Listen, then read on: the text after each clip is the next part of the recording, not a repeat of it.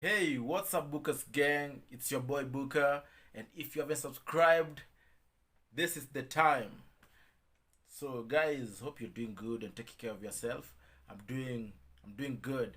I'm doing awesome, and this is another fantabulous episode. If you haven't watched other videos in my vlog, just go there and watch these videos, man. These videos are for you. Yeah, very great videos. And sorry, guys, I could not post a video this week Wednesday. Yeah, because I posted a video on Monday, and it's twice a week. So this week it was Monday and Saturday, and most of you have not watched the Monday video. So make sure you watch that video, man, because that video is awesome. So today I'm taking you guys to Malindi. Malindi. Okay, I'm hosting this great guy, one of the most intelligent guys I've met so far. Yeah, a very good friend of mine and a cool guy. Yeah, I'll let him introduce himself. Yeah, so today we're talking about mental health, mental fitness. This is a very important topic, especially during these times of corona where guys are just staying at home. Yeah, so this is going to be an awesome video, and you should watch this video till the end. So right now, subscribe to my channel, like this video, comment, and share.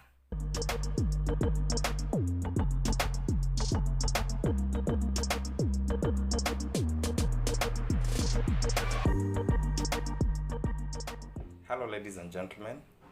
My name is Dr. Kerry Francis Otieno. I am a pharmacist by profession. I work at Star Hospital, Malindi.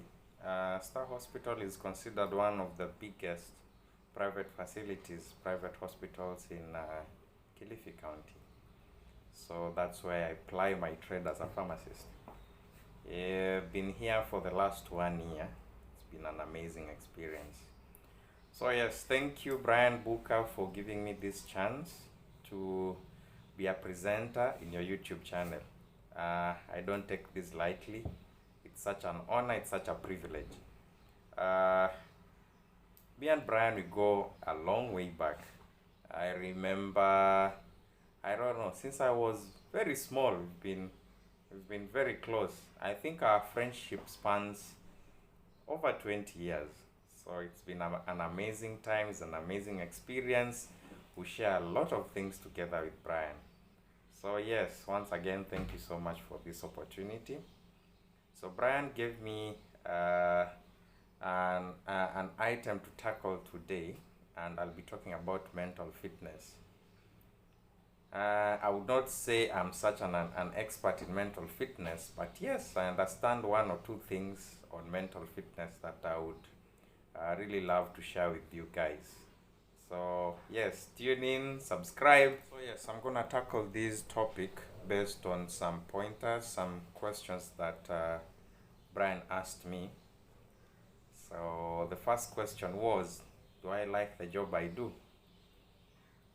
So as a pharmacist, a practicing pharmacist, I would like to say that I really love the job I do. And if there's anybody there who wants to be a pharmacist, I think this is a profession that you should consider doing. Basically, I am a master of drugs. I am a drug expert.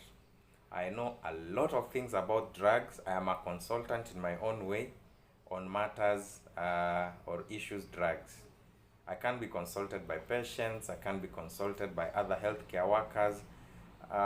If they have any question on any drug, and you don't need to go to Google to ask about that, just come straight to me, then I give it to you straight.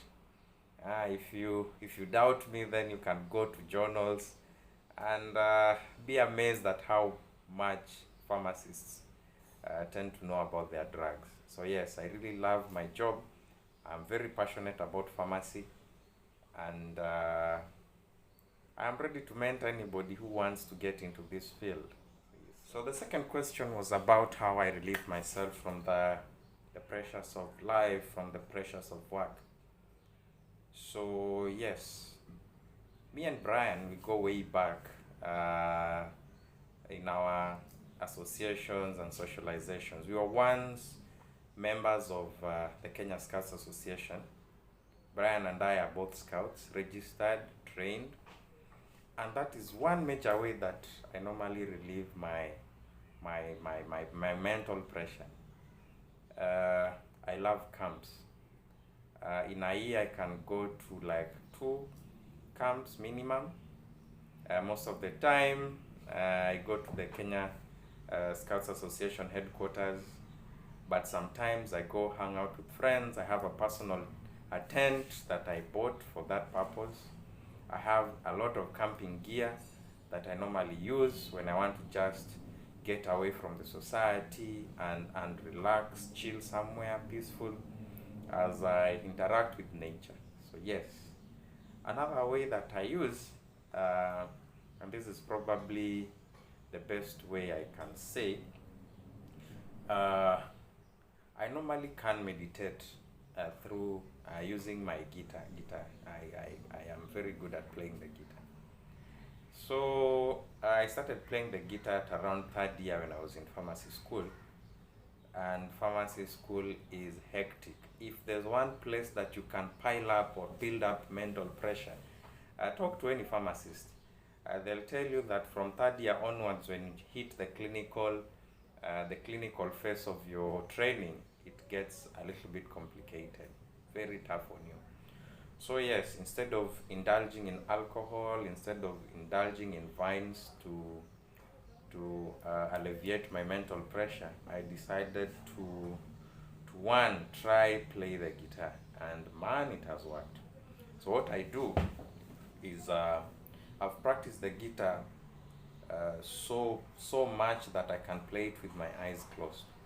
So normally when I feel like I am not okay upstairs, I close my eyes, isolate myself with my guitar, and I can play with my eyes closed for like 2 hours straight. I normally play until I feel like I have been relieved. So it's like a state of, I immerse myself in a state of, how can you say it? Meditation. Eyes closed, your whole mind is blanked, and then you play the guitar, play as many nice tunes as you can, and then in the end of it all, by the time you're done, your brain is at 100%. So that is normally my best way, and I would recommend this to most of you. If you don't know how to play the guitar, if you want to learn how to play the guitar, you can do it anywhere. Just get a guitar. There are so many trainers in YouTube right now. Get any of them to train you, and then use this method to alleviate your mental pressure. It works for me, and I can attest that I rarely lose it. It's on very rare occasions. Also, a method that I use, every morning I go for my morning runs, at least 5 kilometers, at an average speed of 12 or 14 kilometers per hour. So that's very fast if you've ever participated in a morning run. So yes, I'm very fit. I engage in sports every Saturday and Sunday. If in any case there are activities to be done sports-wise, that is football. I love playing football. I normally play for a local club in Malindi. It's been amazing. I play as a winger. Number 11, 7, both feet, left, right. I can also play as a striker. I've never tried any other positions. I enjoy playing those because you get to sweat, you get to run a lot, release endorphins, and these endorphins, they are called stress relieving hormones. Once you release them, you feel so nice. So yes, you take everything out to the field, you sweat it out, then at the end of the day, you're back to 100%. So majorly, I use those 2 methods to relieve my mental pressure. So the other question was, what is mental health? I can say mental health is a psychological state of well-being or absence of any mental illness. There are so many presentations of mental illness, and any presentation of mental illness means that you're mentally unfit. These presentations can take so many forms. You have things like schizophrenia, you have things like mania or manic, the depressive disorders. You have things like Parkinsonisms, you have things like Alzheimer's, you have anxiety attacks or panic attacks. There are so many anxiety disorders that are available. So a mental illness can be presented in so many ways. To be mentally fit means to keep your brain at its topmost form.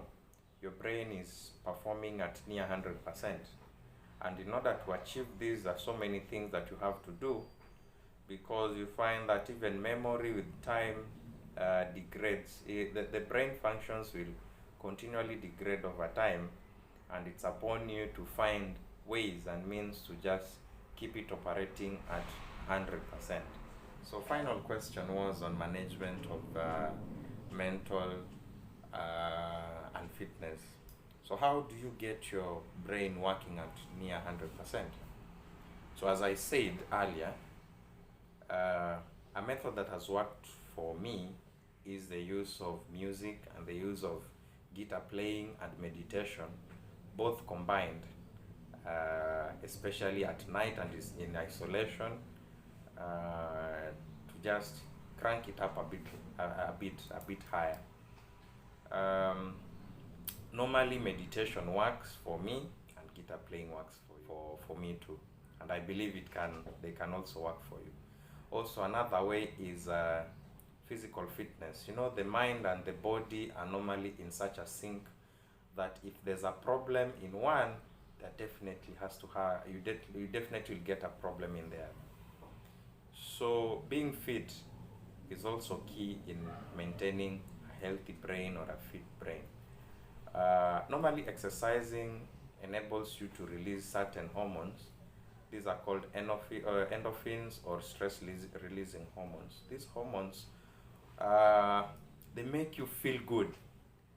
That's why even after a heavy workout, when you hit the shower, that feeling is normally compared to, say, addicts or people who've been exposed to opioids. They normally say the feeling is similar. There's a feeling of a high. So such stress releasing hormones after exercising, they also help your body calm down. You feel so nice. So exercise is a very good way of maintaining a healthy brain. Another way of maintaining a healthy brain is by reading or continuously strengthening your brain through books and new knowledge. You should know that, like any other system, your brain will also undergo attrition. That means if you don't continuously muscle it up or train it or strengthen it, it will lose its abilities.